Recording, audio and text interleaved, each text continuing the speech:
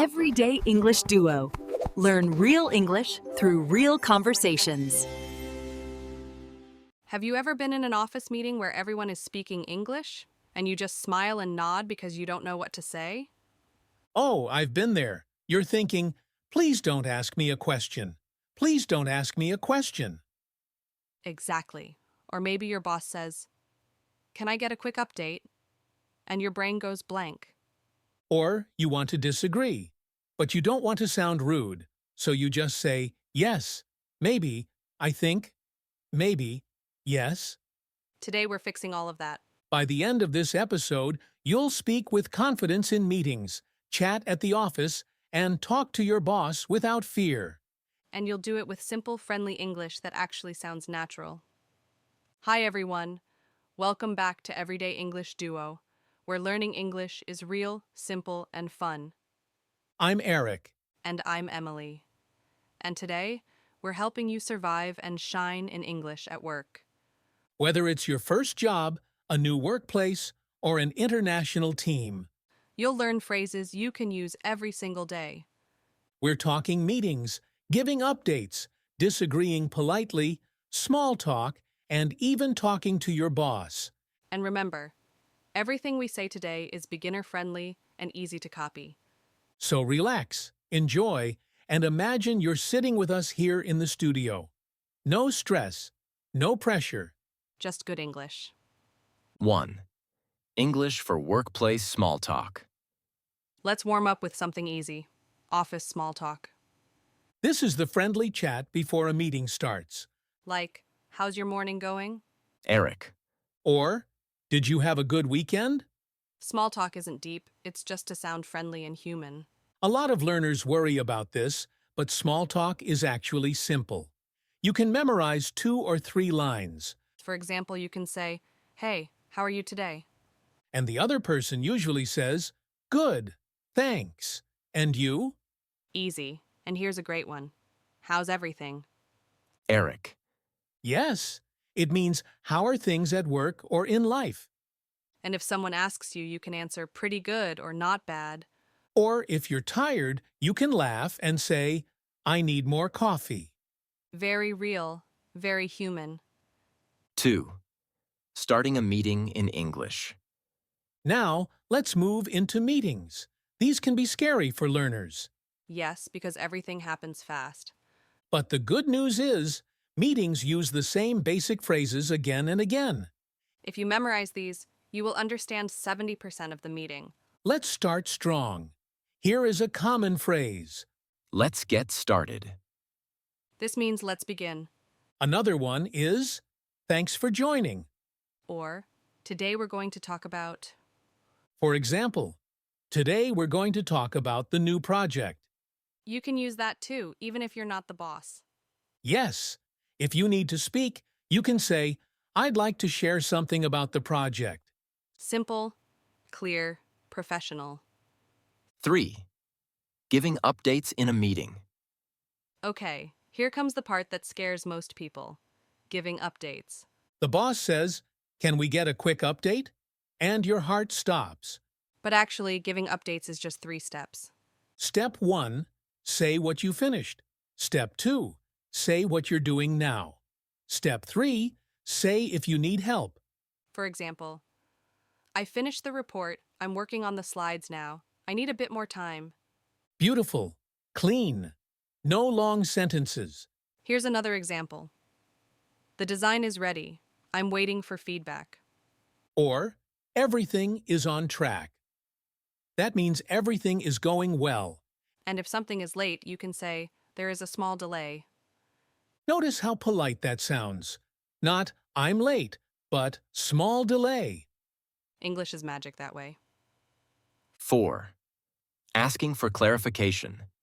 Sometimes in a meeting, someone talks too fast, Or uses complicated words, and you want to say, what?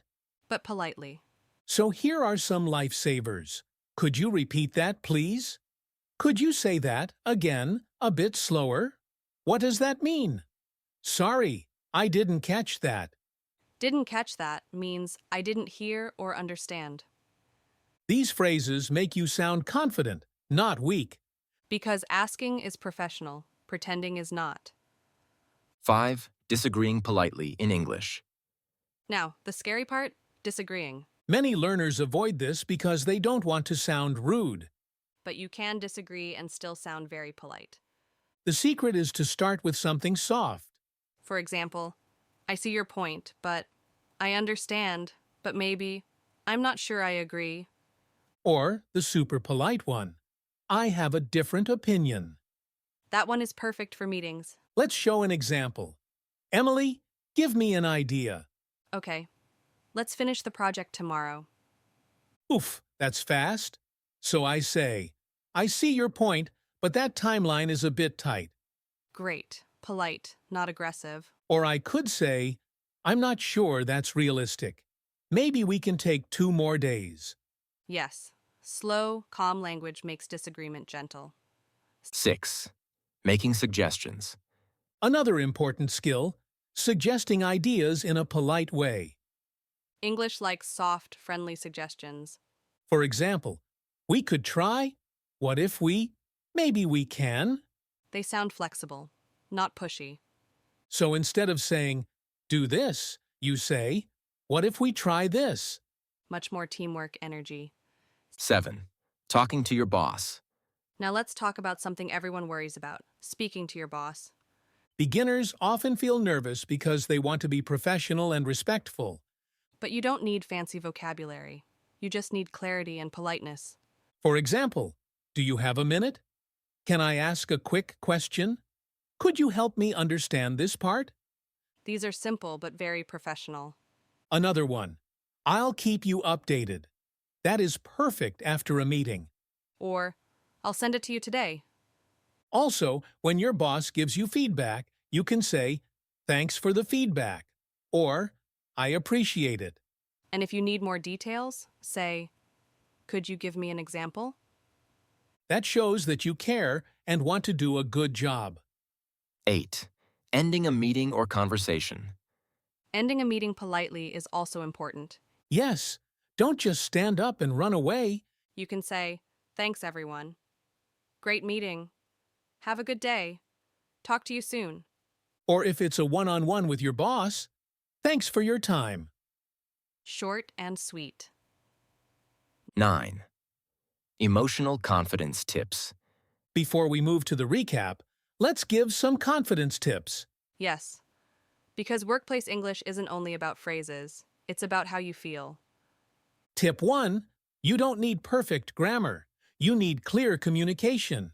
Exactly. Nobody expects you to speak like the dictionary. Tip 2. Short sentences are your friend. And tip 3.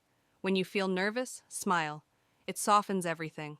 Also, people speak slower when you look confused. So don't hide your face. True. Show your emotions. It helps people help you. Okay, quick recap. What did we learn today, Emily? We started with small talk. How's your morning? And how's everything? Then we learned meeting starters like, let's get started. And today, we're going to talk about. And we practiced giving updates in 3 steps. What you finished, what you're doing, and what you need. We also learned how to ask for clarification. Could you repeat that? And I didn't catch that. And we learned to disagree politely with, I see your point, but, and I have a different opinion. Then we talked about talking to your boss, like, do you have a minute? And I'll keep you updated. And we ended with simple phrases to close a meeting like, thanks everyone, and have a good day. All simple, all clear, all useful tomorrow morning at work. So now you can walk into your next meeting without fear.